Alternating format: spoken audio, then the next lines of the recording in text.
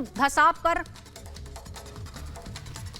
जोशीमठ की खबर हम बताएंगे, लेकिन इस वक्त जो तस्वीरें हम दिखा रहे हैं ये दरअसल साधु संत पुजारी समाज जो है उनकी नाराजगी देखी जा रही है, क्योंकि राहुल गांधी ने जिस तरह से बयान दिया है उसे लेकर दरअसल ये नाराजगी है। और ये साधु संत जो समाज है, जो पुजारी हैं, वो ये कह रहे हैं कि सनातन का अपमान अब बर्दाश्त नहीं किया जाएगा। सुजाता, बिल्कुल, तो देखिए इस तरह के बयान सामने आए हैं और इस बात से नाराजगी जाहिर की जा रही है। आपने सुना, हमने बयान भी आपको सुनाए हैं कि राहुल गांधी जब बयान देते हैं तो वो राजनीतिक बयान है, तो इसके लिए किसी धर्म विशेष का वो अपमान ना करे, और यही मांग कर रहे हैं और यही नाराजगी जाहिर की जा रही है साधु संतों की तरफ से।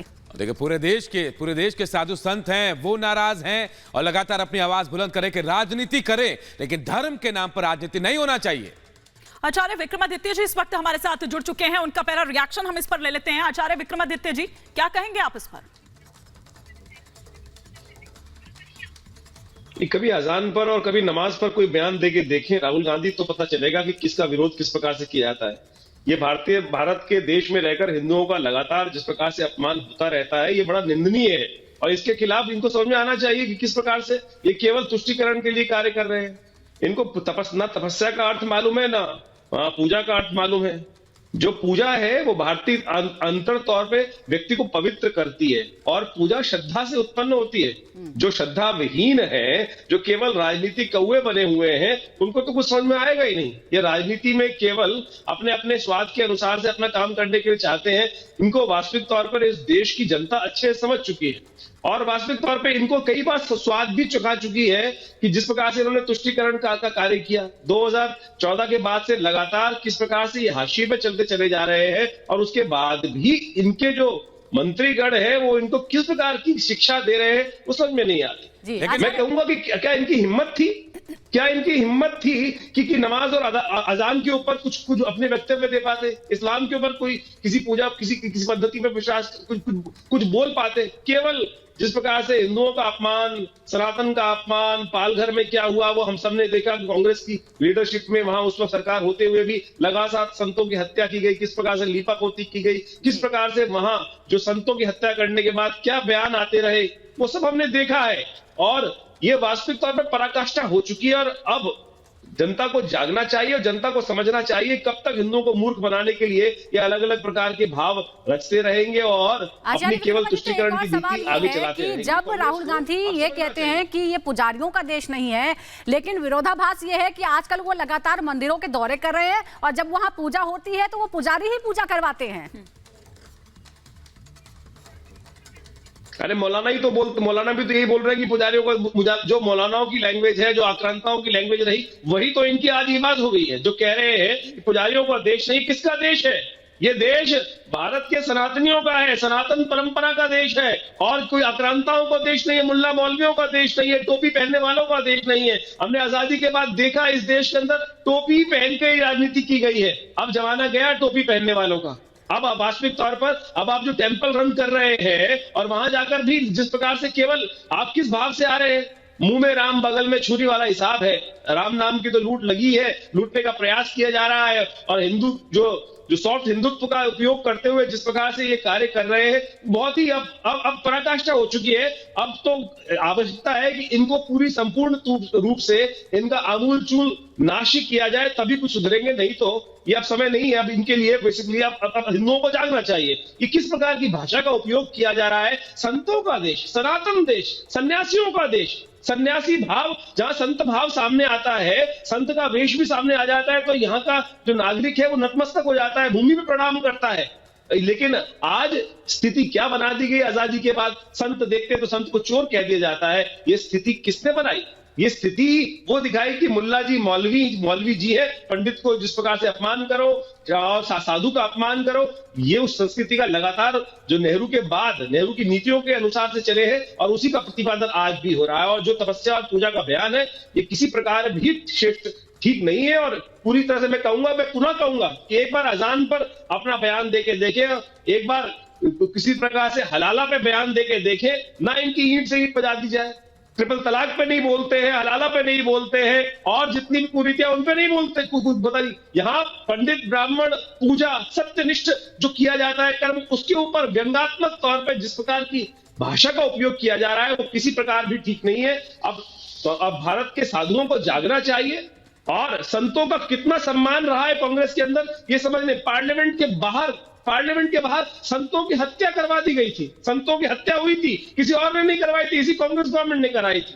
और उससे पहले भी लगातार कितने नरसंहार हिंदुओं के किए गए हैं, आजादी के बाद भी। उसकी जरा यदि आप श्रृंखला देखें तो ये सारे के सारा जो दारोमदार है एक ही वर्ग के ऊपर है, और आज भी उस राजनीतिक सत्ता को प्राप्त करने के लिए ये केवल हिंदुओं का उपहास कर रहे हैं। हिंदू जाग रहा है, हिंदू जवाब दे रहा है, और हिंदू आगे इसी प्रकार से इनको जवाब देता रहेगा। और अब समय आ गया है, हिंदू इनकी बातों में आने वाला नहीं है कि जिस प्रकार से इन्होंने राजनीति करी है, एक एक बात, एक एक चीज अब मीडिया के माध्यम से मैं कहूंगा मीडिया का धन्यवाद है, जिस प्रकार से एक एक सत्य को उन्होंने लगातार सामने लाने का प्रयास किया, और वो सत्य सामने आ रहा है। और देश की जनता सनातनी परंपरा को समझते हुए सनातन का अपमान बिल्कुल न सहने के लिए अब संकल्पबद्ध होकर, कर्तव्यबद्ध होकर कार्य करने के लिए तत्पर है, और बिल्कुल एक एक चीज समझ रही है।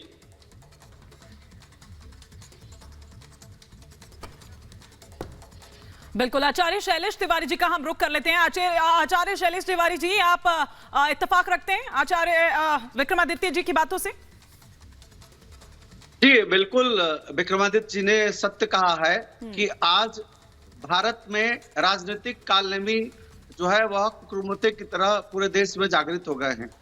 जिस प्रकार नरेंद्र मोदी जी ने सनातन धर्म की जागृति की है, उनको देखा देखी वोट पाने के चक्कर में और पब्लिक को लुभाने के चक्कर में, जबकि पब्लिक जानती है कि किस प्रकार कालनेमी जो है हनुमान जी को देवताओं का वेश धारण करके और रोकने का प्रयास किया था। ऋषिमुख पर्वत पर जब हनुमान जी जा रहे थे संजीवनी जड़ी बूटी लेने के लिए, लक्ष्मण को जीवन दान देने के लिए, तो किस प्रकार से जो है कालनेमी राक्षस देवताओं का वेश धारण करके और उसको रोका था, हनुमान जी ने उसको वध कर दिया था। ठीक इसी प्रकार जिस तरह हनुमान यानी हमारे भारत के कह सकते हैं कि सनातन धर्म का एक बहुत बड़ा साधक, बहुत बड़ा तपस्वी नरेंद्र मोदी जी हैं, जिन्होंने सनातन धर्म के बहुत सारे काम कर रहे हैं,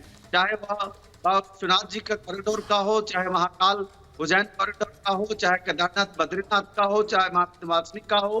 सनातन धर्म का उत्थान के लिए आज बात कर रहा हूं मैं कि 700 वर्ष पहले से लेकर के अभी कोई ऐसा भारत में सनातन का पक्षधर नहीं हुआ, और ऐसे में उनका देखा देखी बहुत सारे कालनेमी जो हैं वह साधु का वेश बन करके कभी तिलक लगाते हैं, कभी जनेऊ धारण करते हैं, कभी दौड़ दौड़ के मंदिर जाते हैं।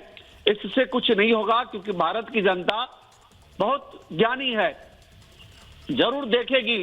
अगर मदारी की तरह मदारी बन करके लोग आएंगे तो उसका खेल जरूर जनता देखेगी, लेकिन वोट के लिए सिर्फ और सिर्फ नरेंद्र मोदी जी को जनता वोट करेगी, क्योंकि जानती है जनता कि यह सनातन धर्म का सेवक नरेंद्र मोदी हैं, और सनातन धर्म का विरोध शुरू से जो है कांग्रेस पार्टी करती आई है।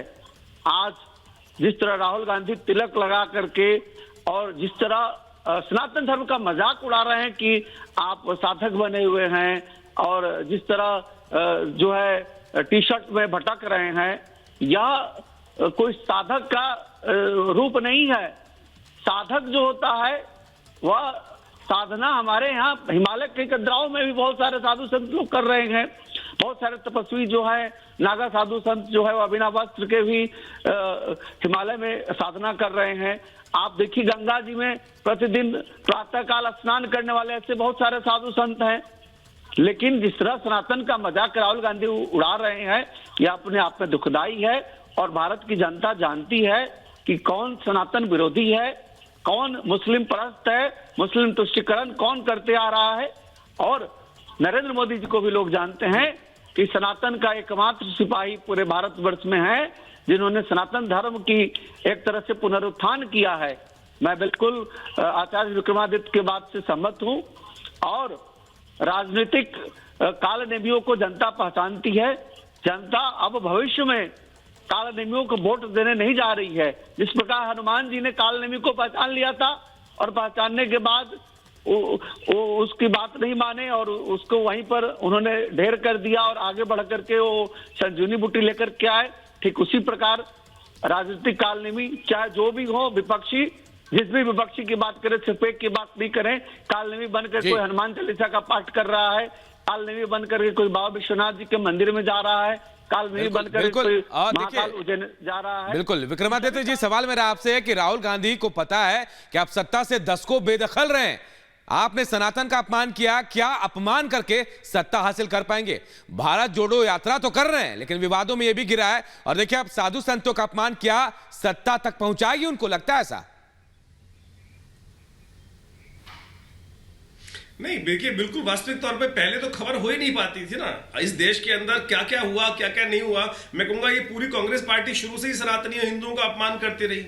जो पार्टी, मैं तो नेहरू जी से आरंभ करता हूं, वो कहते हैं कि सोमनाथ के मंदिर में प्रधान राष्ट्रपति को जाने का कार्य क्या, राष्ट्रपति को जाना ही नहीं चाहिए था। राजेंद्र प्रसाद जी से लेकर वहां से विरोध शुरू हुआ, उसके बाद तमाम सनातन परंपराओं का लगातार विरोध चलता रहा। मुझे बताइए, क्या मुझे इस देश में हिंदुओं को जीने का अधिकार नहीं है? इस देश में हिंदुओं को ही इस बात की करने, सबको साथ, सबके साथ चलने का बात करने की बात करते हैं हिंदू। लेकिन हमारे यहाँ एक परंपरा रही है, हम बात का विरोध बात से ही करते हैं। लेकिन जो तन से जुदा वाले गैंग जो है, उन लोगों के बारे में मैं कहूंगा कि क्या उनके ऊपर कोई कटाक्ष कर सकता है?